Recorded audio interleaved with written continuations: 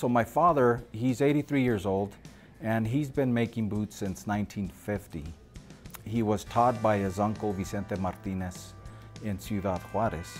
My father, he's connected with people from the early 1900s.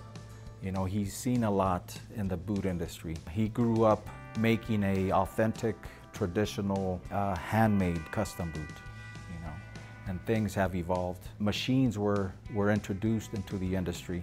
You know, the clickers, the dies, the welt machines, and just different things that they had to do because there was a demand for boots, you know, and they had to bring down the prices. But that's when the authentic handmade boot started dwindling away. I fell in love with boot making when I was going to college back in 1991, and that's when I started doing, you know, slowly I started doing research about what a handmade boot is. We consider it art, and I think most people that buy a authentic handmade boot consider it art.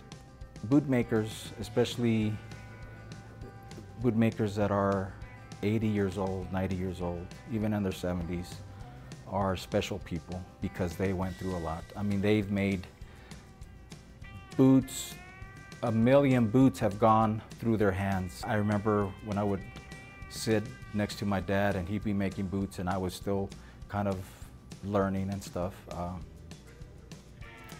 He wouldn't even see what he was doing. It was so engraved. We make our boots at my dad's house. It's a 2-story shop that we have since 1994. And but this is where my dad started.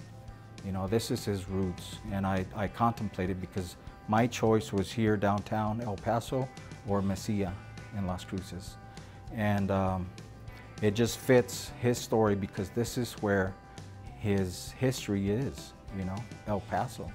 And every time that he would tell his stories, it was about El Paso and how beautiful downtown was.